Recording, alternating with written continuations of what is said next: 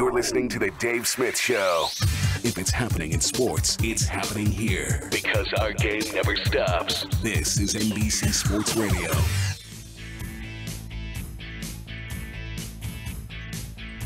Chargers get a touchdown and a two-point conversion, so now it's 23-15.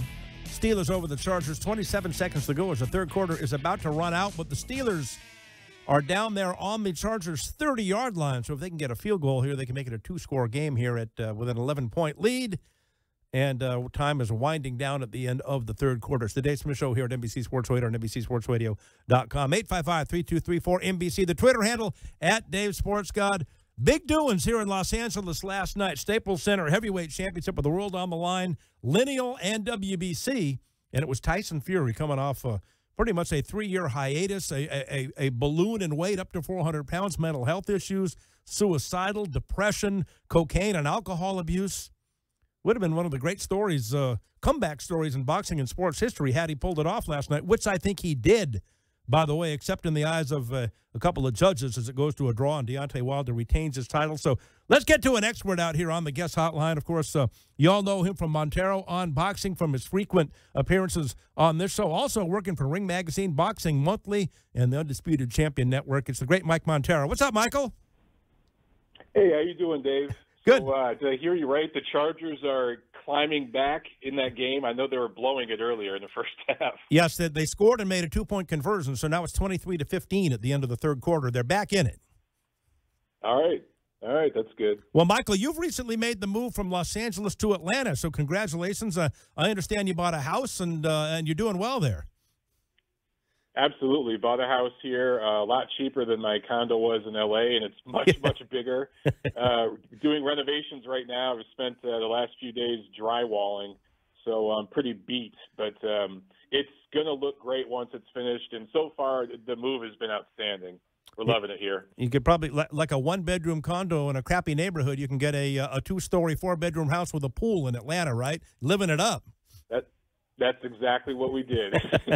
Well, how did you have the fight scored last night? I had it 114-112 Fury when I watched it live, and then when I watched the replay, now I've got it 115-111 Fury. The two knockdowns fine, but I think almost every other round Fury won.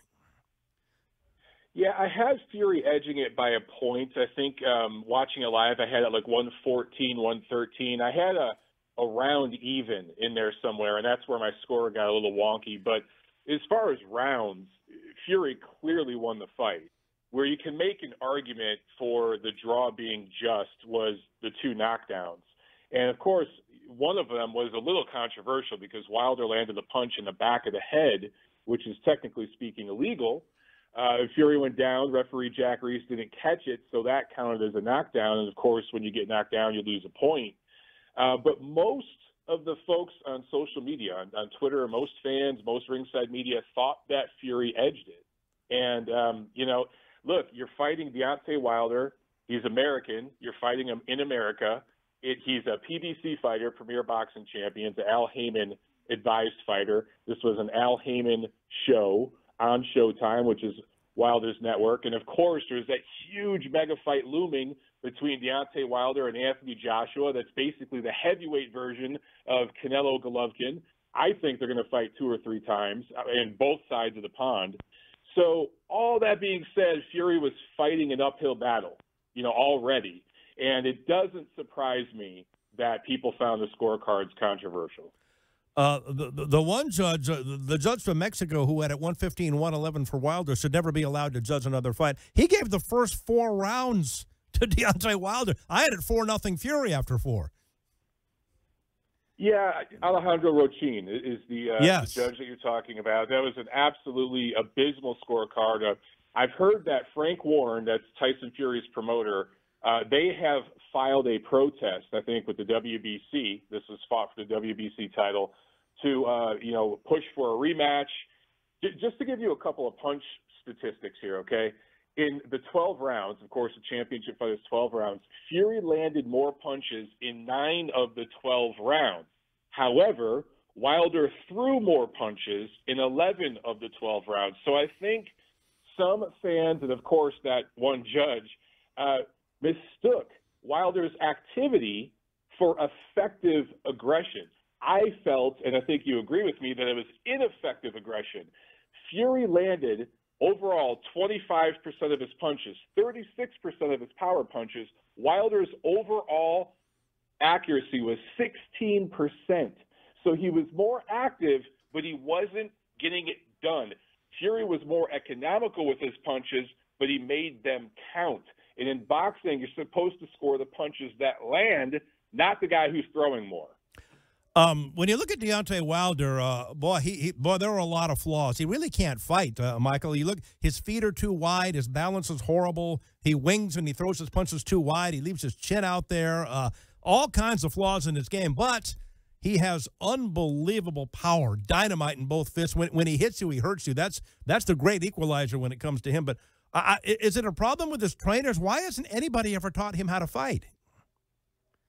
I don't know. I was doing live fight commentary on my YouTube channel during the fight, and one of the things I kept saying is Wilder doesn't stay behind his punches, meaning, as you just said, he wings his punches. He doesn't throw them straight. He has an insane reach. I've met Deontay, and I'm 6'4". He's a couple inches taller than me, longer arms. He has very, very long arms. If he would throw straight punches and stay behind a long jab like Vladimir Klitschko did, Lennox Lewis, Larry Holmes, some of the best heavyweights ever, he'd have an amazing advantage in there. He simply doesn't do it. He shows signs here and there that he's thinking as a fighter. I saw him land some nice counter punches and make some good boxing moves here and there, but it's too few and far in between. I think he just has really bad habits, and nobody in his camp has been man enough to tell him. Somebody's got to tell him, because he's a knockout waiting to happen. If Fury had knockout power, he would have knocked Wilder out. I think Anthony Joshua stops Deontay Wilder. I think Vladimir Klitschko would have stopped him. Even a 40-year-old Vladimir Klitschko would have stopped him. He just makes too many mistakes. Mike Montero. Montero on Boxing is the YouTube channel, also doing some writing for Ring Magazine now as well. When you look at Fury, Fury slaps with that right hand, Michael. But why doesn't he sit down and snap that right at 256 pounds and 6'9"? He should have a lot more power than he does. He's a very good boxer, good footwork, slick, nice jab, especially for a guy as big as he is. But he slaps with that right hand. He doesn't snap it. Yeah, that's just his style. He stays on the back foot. So Wilder comes forward. He lunges forward on his front foot, turns over on his punches, and that's why he gets such leverage on the right hand, even though he doesn't throw it fundamentally, in the most sound way. Fury likes to stay on the back foot. He likes to use head movement, a lot of feinting. He likes to make his opponent miss and then slap him, as you'd say. It's effective, it scores points, but he doesn't always hurt his opponent. Although if you looked at Wilder in this fight, his left eye was swelling up, and that was the result of Fury's jab and that slapping counter right hand that he'd get in there.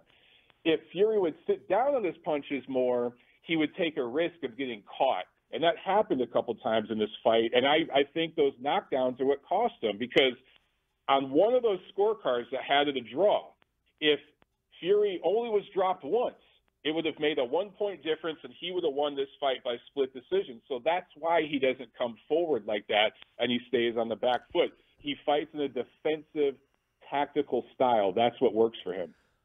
I don't know. That 12th round knockdown, I don't know if I've ever seen anybody recuperate that quickly. When he got knocked down, Michael, he was out cold, laying flat on his back and not moving. A lot of referees would have stopped it right then. So I completely agree. So I say kudos to Jack Reese there for counting, because most referees would have pulled his mouthpiece out and stopped him. But I couldn't believe he not only got up from that, he won the rest of the round. It's incredible. It really, really was. When I was calling the fight live, I said, "Oh, this fight's over!" Yes. And I was screaming, "This fight's over! He's not getting up!" And all of a sudden, he's getting up, and I'm like, "What the hell? He's getting up!" Not only that, as you said, he comes back, he fights hard. That 12th round, that was a round of the year contender. I was not expecting that from these two. I thought this fight was going to be lackluster and just be a tactical kind of a lot of feinting, which it was. But you had these bursts of excitement, and it culminated. There was this crescendo in the 12th round. And I agree with you that Jack Reese, who's one of the best referees in the game, he did a great, great job. And this is a case of If you have a poor ref in there that pulls the plug too early, you're robbing the fighter of a great comeback that Fury had, and you're robbing the fan of all that action. That's why sometimes the best ref is one that sits back and lets the fighters fight. And I thought Jack Reese did a good job of that last night. Hey, Michael, can we call you back and do another segment here? Absolutely. All right, good. The great Mike Montero from Montero Unboxing coming back with us on Dave Smith at NBC Sports Radio.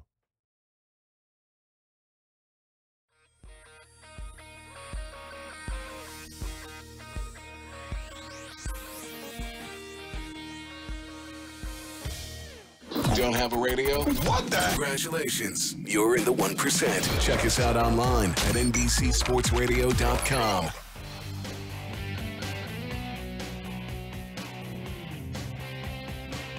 Kind enough to hang in there for another segment. Now living in Atlanta, Georgia, the beautiful city of Atlanta, the great Michael Montero from Montero Unboxing. Mike, thanks for hanging in with us. Oh, no problem. Thanks for having me. Well, let's get an update here. Some controversy with the scoring in the Adonis Stevenson fight last night, but more important, how's he doing health-wise? He was in bad shape and taken to the hospital after his knockout loss. Yes, he was placed in a medically induced coma to relieve swelling on his brain. He was in critical condition. I think that he's stable now. There's not a whole lot of information coming out. The family is requesting that everything stay kind of private. His fiance had a statement, I think, basically saying everything we just said, he's stable and everything, but they're trying to keep it kind of quiet and out of the media. But it was a pretty rough stoppage last night for him. He took a lot of punches from the Ukrainian Alexander Vojdik, who's the new WBC light heavyweight champion. It was a late stoppage, and sometimes in those fights where there's a late stoppage where you take a lot of punishment and finally succumb toward the end of the fight, those are the most damaging fights. And the scoring, but it looked like before the knockout they were going to try to steal the fight away from the Ukrainian. Yeah, they absolutely were. The scores were worse, much, much worse, in my opinion, than Wilder Fury. So if you can imagine that, there were worse scores than Alejandro Rochin's. I'm looking at the scorecard right now from Quebec City. John Woodburn, 10 rounds through, had Adonis Stevenson ahead 98-92. In other words, 8 rounds to 2. That's absolutely that's criminal. That's criminal. Vojdik was clearly in control. I had him up around 7 rounds to 3 at that point. You can make an argument 6 rounds to 4, but he was clearly ahead. One judge had the draw. The other 2 judges had Stevenson ahead. And like I said, John Woodburn had it 8 rounds to 2 for Stevenson. That is home cooking. That's just, he should be suspended indefinitely. That was the worst scorecard of the night. Well, you're a good luck charm for the the Los Angeles Chargers, Mike Montero. They just tied it at 23, and they're driving again now. They're up to midfield in the fourth quarter. They might pull this thing out. Nice. Nice. Phillip Rivers, man, he got to get one Super Bowl. I think he's such an underappreciated quarterback. He's a Hall of Famer. I absolutely agree. Yes. One of my favorites. All right. I thought Tyson Fury won the fight last night clearly, and you thought he won closer. Is there going to be a rematch now with Deontay Wilder? And I know Frank Warren wants it to be in London, which probably won't happen if the Wilder camp has anything to say about it. Probably maybe in Las Vegas, or hopefully in L.A. again. And if they don't fight each other, what's next for these two guys? Yeah, so apparently there was a rematch clause in the contract that they signed, and I think that Frank Warren is going to exercise that. I know that Team Fury, they want it, and they want it right away. I agree with you. It's probably not going to go to the UK. I don't see Wilder's team wanting to go over there. I think possibly they would for Anthony Joshua because there's just so much money in that fight that they might be willing to do it, especially if they get a rematch clause to do that. But with Fury, look, they could bring it back to L.A. There was a good crowd last night. There was buzz. I don't know about Las Vegas. I know Team Fury might be very weary of Vegas. Seeing some of the scoring there lately. Maybe the best place would be New York because the proximity for the UK fans to travel over is better in New York. They don't have to go all the way to the West Coast. And I think that would kind of be a good middle ground. I think Madison Square Garden, New York, next spring, it just makes too much sense. They could go right back to Showtime pay-per-view, and I think that they would do good numbers. And if you're Team Wilder, and your goal is to beat Fury convincingly and build up your profile, your marketability, so that you can negotiate with Team Anthony Joshua and his promoter, Eddie Hearn, and say, look, we did 2 pay-per-views with Fury. Our second pay-per-view outsold the first one. We sold out Madison Square Garden. We did a good crowd at Staples in L.A. That helps them at the negotiating table for that big, big fight. So I think it's the way to go. But this is boxing, and I don't know if that's what we're going to see next. Yeah, probably not, if it makes sense, because this is boxing. Mike Montero on boxing, joining Dave Smith here at NBC Sports Radio and NBCSportsRadio.com. And this, getting a draw, and this is one of the great comeback stories I've ever seen in boxing. 400 pounds a year ago, drug addiction, cocaine addiction, depression, suicidal, mental illness, and a year later, this, when he should have won the heavyweight championship last night. Dave, you said this is one of the biggest stories in boxing. I think it's one of the biggest stories in sports. Yes. I mean, I can't think – you think NFL, NBA, Major League Baseball, NHL. I can't think of a top-level player in any of those leagues that was gone for 3 years after reaching the pinnacle of their sport, balloons up to 400-plus pounds, comes back, loses 150 pounds, performing on the road against the young, undefeated power puncher Fury was against Wilder, and performs as well as he did, escapes with the draw, gets up off the canvas in the 12th round. As we were talking in the last segment, it looked like he was out, completely lights out, comes back and wins the rest of the round. I think this is an amazing story. This should be on SportsCenter. This should be everywhere. Great. It's kind of a shame that it's not. Great stuff, Mike. Thanks for joining us again. Always great talking to you. All right, thanks for having me, Dave. There he goes. Anytime. Oh, look who's in the studio right now. The great comedian, actor, funniest man in the world, the great Brody Stevens will be joining us next. Phil, what's the matter with you? Turn his microphone on here. Let him say hello. What's the matter with you? Say it again, please. You got it. There it is. Brody Stevens up next with Dave Smith here at NBC Sports Radio.